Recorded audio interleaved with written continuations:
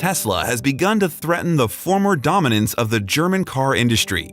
How did this happen, and what might the near future hold?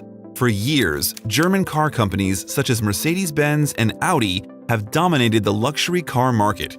When you ask someone what country made the highest quality cars, you'd often hear Germany. The country was just synonymous with being the best. These cars have often been top of the line and loaded with impressive features.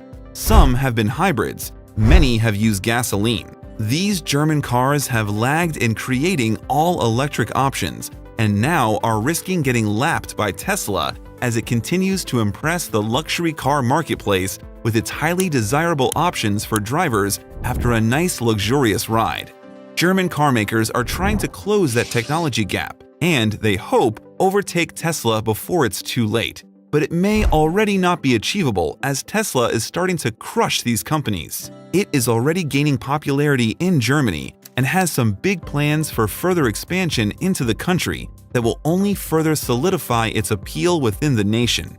Germany is home to one of the fastest highways around, the Autobahn, and it will soon also be home to Tesla's newest Gigafactory.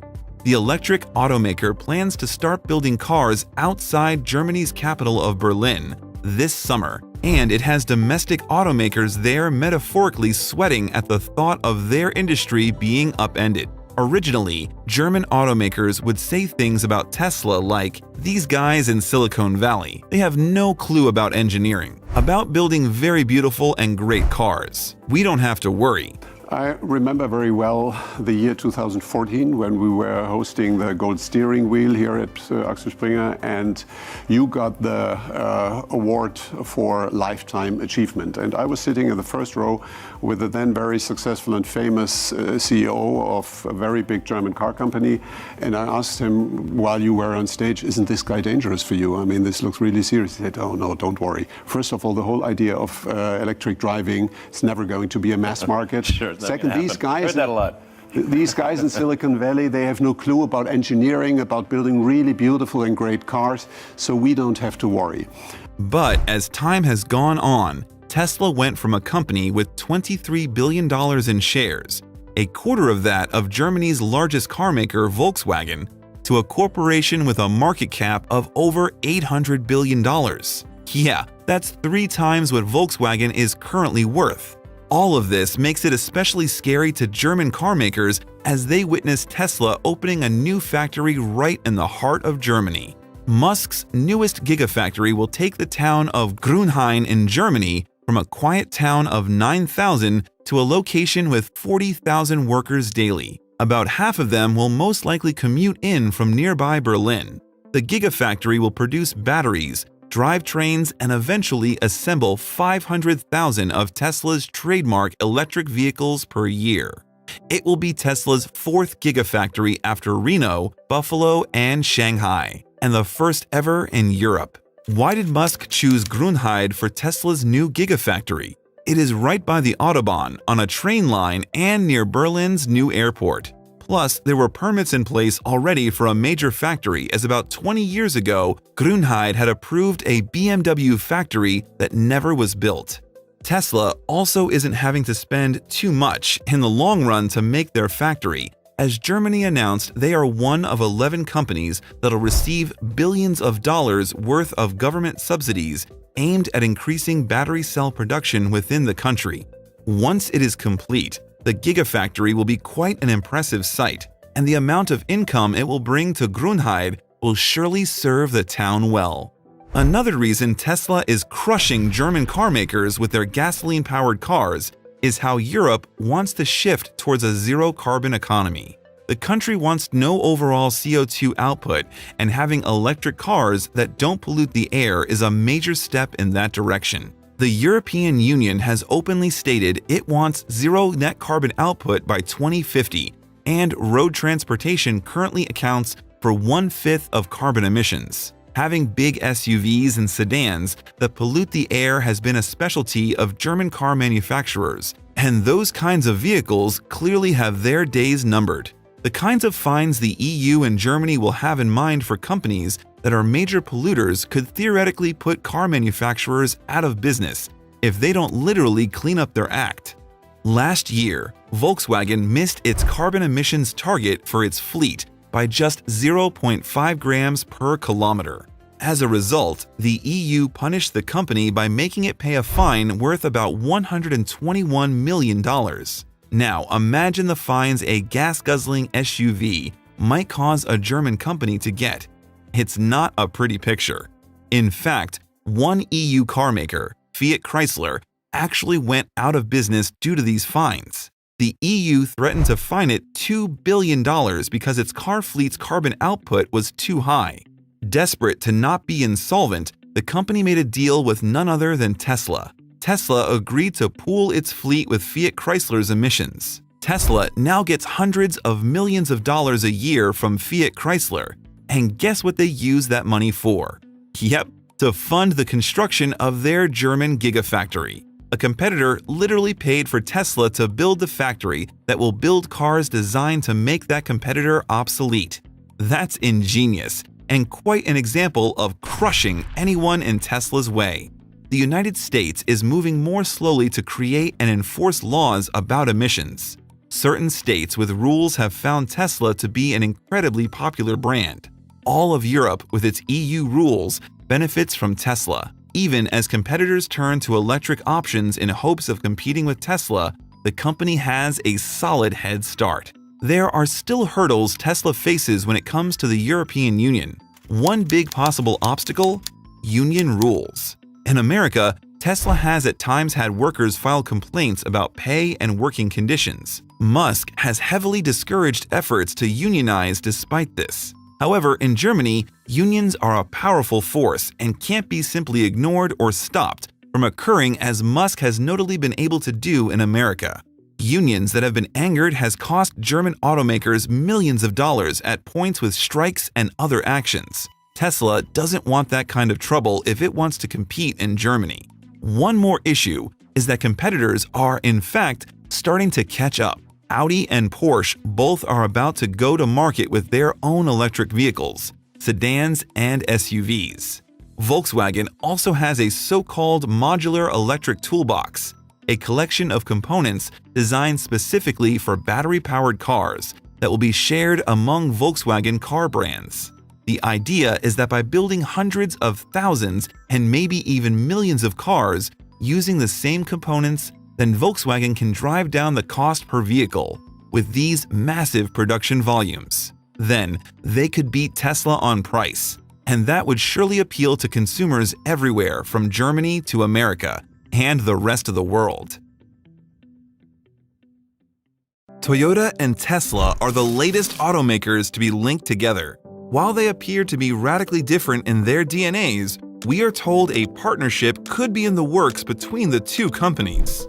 Nothing has been confirmed yet, but Korean reporter Choi Won-seok claims talks between Toyota and Tesla are approaching final stages. In the rumored partnership, the two auto giants will work together to develop an electric platform for a small SUV. Toyota is expected to do all the hardware work on the vehicle platform, while Tesla will supply the electronic control platform software that will run the platform. Choi Won-seok reported the news in Korean newspaper Chosun Ilbo. He claims to have sources from somebody in the know in the Japanese auto industry. The reporter has a reputation for having a nose for news. Also, at face value, the parts each party is reported playing plays to their strengths individually. Toyota is well regarded for its cars that are easy to maintain and very safe to use, while Tesla's software and tech gadgetry design chops is the talk of the town. Two companies within the same industry can't be further apart from Toyota and Tesla though. Toyota is a legacy automaker attempting to break into the EV segment. Toyota is not even willingly switching to EVs as claimed by some industry observers. The Japanese giant's hand was forced, which could be seen in its latest response to the EV revolution, despite being an early player in the e-mobility segment. That in part could be put down to the feelings of the top brass at Toyota towards EVs. The CEO of Toyota, Akio Toyoda, is on record as claiming electric vehicles are overhyped because they still get their batteries charged from power plants that release emissions. Another executive revealed that a conscious decision was made to channel all battery resources towards hybrids. The result was Toyota doubled down on hybrids and hydrogen-fueled vehicles at the expense of purely electric models. Tesla, on the other hand, is the poster boy for EVs, particularly BEVs. The company has always had the vision to get all non-electric vehicles off the road. Why does Tesla exist? Why are we making electric cars? Why does it matter? It's because it's very important to accelerate the transition to sustainable transport. It really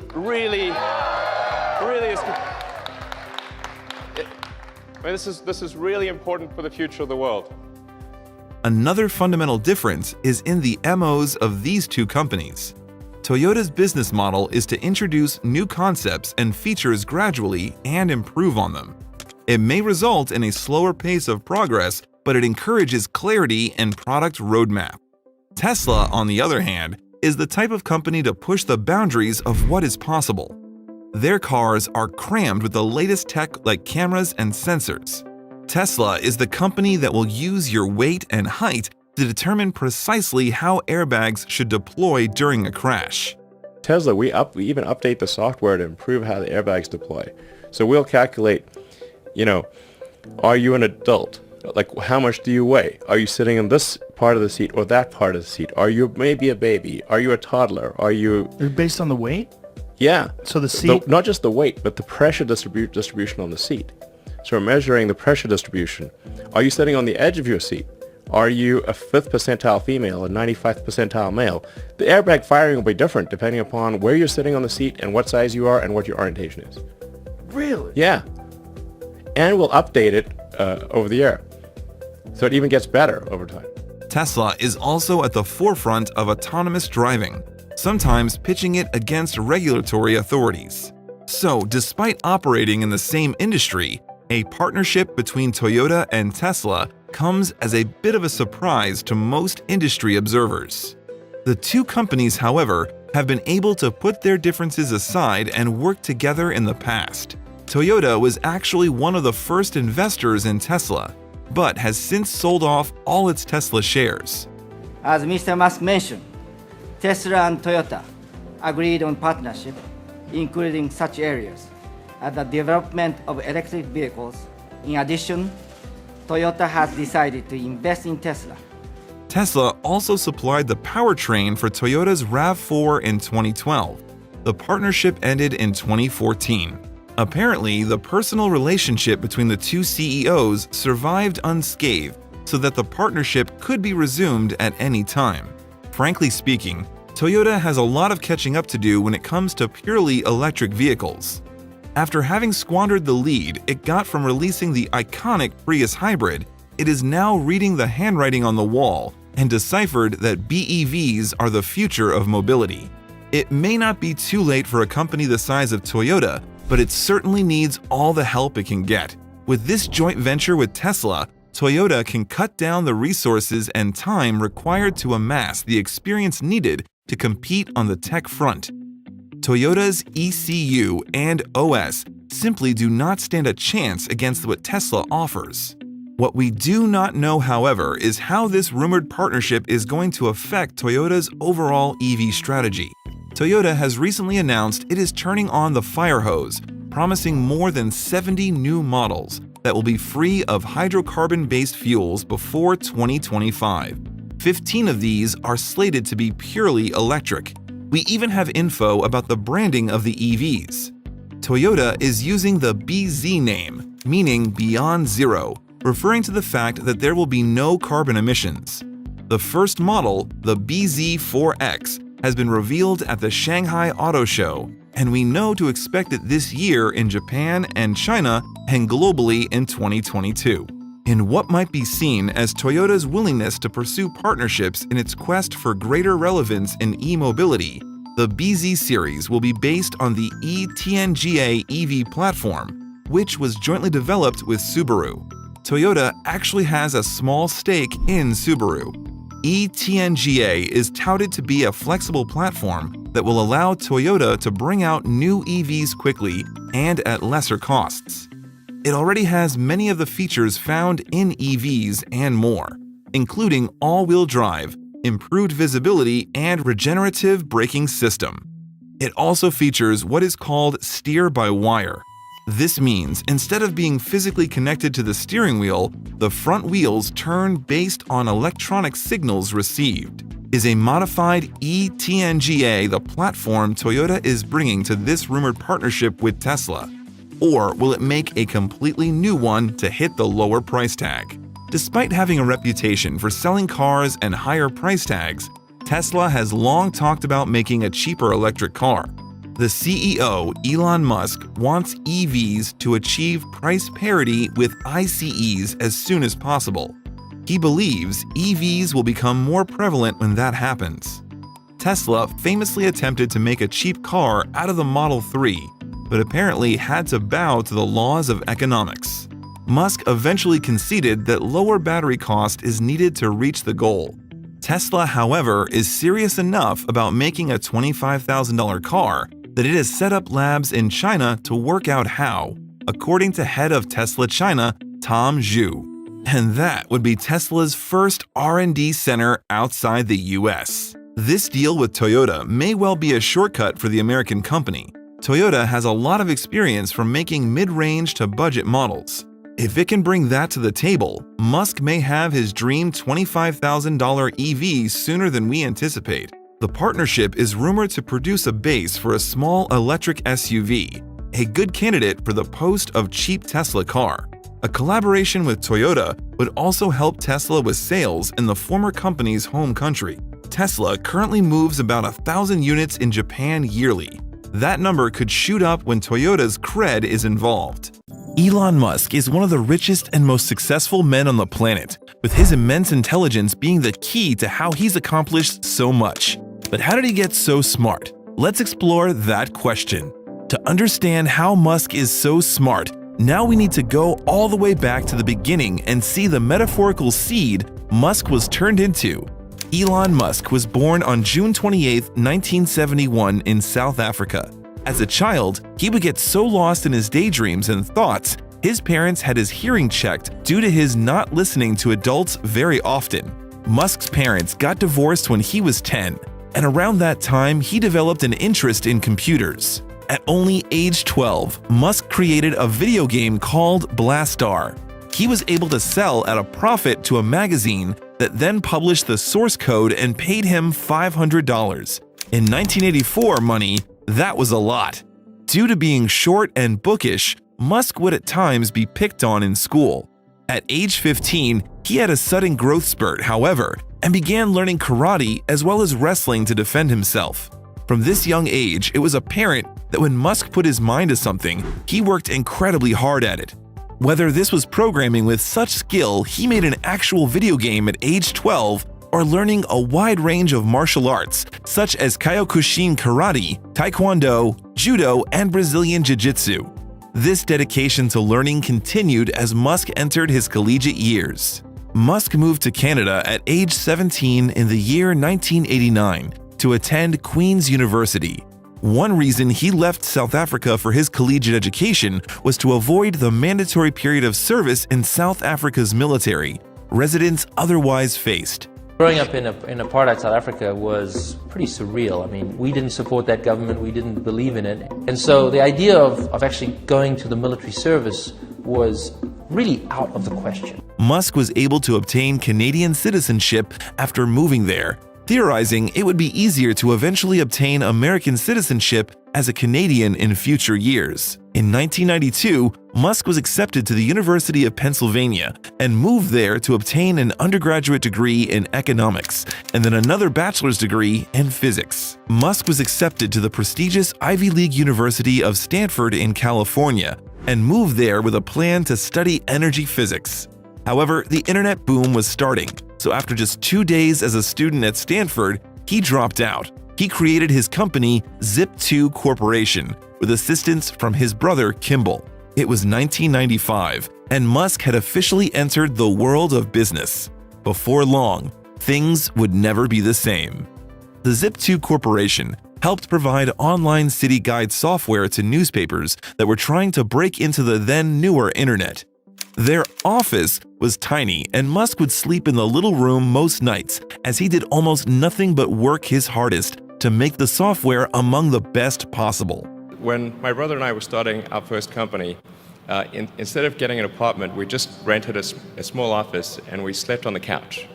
And we showered at the YMCA, and we're so hot up we had just one computer. So the website was up during the day, and I was coding at night, 7 days a week, all the time. And I sort of briefly had a girlfriend in that period, and in order to be with me, she'd have to sleep in the office. Zip2 and its online city guides were a hit. It was so successful that in 1999, a division of Compaq Computer Corporation bought Zip2 for $307 million in cash and $34 million in stock options. Musk had gone from a broke and nerdy programmer to a multi-millionaire. He could have stopped there, but his thirst for knowledge and success meant he was only just starting on his road to achievements. Keep in mind that Musk studied economics and physics in college. He didn't study programming or the field that he went into next, online financial services. Musk just was so incredibly curious about the world, he would constantly read books and want to learn new things. This desire to learn helped Musk to be able to basically see what the next big thing would be. And Musk foresaw that as the internet grew to be able to pay for things online, it would need to be streamlined and become easier. Musk found X.com. With this, and eventually it merged with a company known as PayPal. Yes, that PayPal. It was 1999 when Musk joined PayPal, and in 2002, it was bought out by eBay for $1.5 billion. Musk owned 11.5% of PayPal's stock when it was bought out by eBay. Musk had been working mostly in the field of programming at this time, but he wasn't done expanding his learning or businesses. In 2002, Musk founded SpaceX with the goal of using his physics knowledge and business sense to create a company that could explore outer space and eventually take humans to Mars. It seemed far-fetched back then, as space wasn't privatized. It was something governments explored. SpaceX kept developing amazing technology, however, and now in 2021, it is the company NASA uses to launch spaceships ever since NASA stopped making its own. It also is launching thousands of satellites into space for a program known as Starlink, which will provide speedy broadband internet to the entire world. If Musk was solely doing SpaceX, this would all be incredible. But he is also the CEO of Tesla, a company he joined shortly after its founding in 2003, and which is the leader in making cutting-edge yet affordable electric cars. Tesla has become a household name over the years and is only expanding as a company as it introduces an electric pickup truck known as the Cybertruck, and possibly has plans for an electric SUV. Musk has accomplished so much. He must be a genius, right? Well, that's only part of it. While measuring someone's IQ is an extremely inefficient way to actually determine intelligence, it can help give a general idea of someone's innate ability to learn. There are people with amazing IQs who actually may be considered lacking in intelligence, and others who have an average IQ but work hard and accomplish a lot. Musk is thought to have an IQ of around 155, with an average being 100 and only around 1% of the world's population having an IQ above 140. Between his amazing work ethic that has been discussed and his IQ that is much above normal, a picture becomes apparent of Musk being someone with both natural gifts and an amazing dedication to working hard. Musk could have simply been someone who was born with the ability to learn but didn't put any effort forth in life, or been someone who lacked natural gifts but still worked very hard for success. Because of his thirst for knowledge and amazing work ethic, Musk was able to achieve so much. It goes to show that even if you don't have an amazingly high IQ, that is only part of the success of someone like Musk. After all, you don't see videos of him bragging about being smart. You see videos of him bragging about working hard. Musk talks about how he is always trying to learn, still works so much at his factories that he at times sleeps in them. Like it, Cole? I sleep on the couch over there. So you're just laying here on the couch? Yeah. Last time I was here, I actually slept literally on the floor because the couch was too narrow. Yeah, I was going to say. And Elon, I have to say, it's not even a comfortable couch either. No, it's terrible. This is not a good couch. Once Musk realizes one achievement he desires, he makes another. It would have seemed crazy in 1995 to make $1 billion with a web payment processor. Then it would have seemed impossible to create a mass-market electric car. It also would have sounded insane to privatize space travel. Musk didn't let anything stop him, however. He sets out to learn as much as he can about something that interests him and proceeds to master it. Whether it's programming, martial arts, electric cars, space travel, or anything else.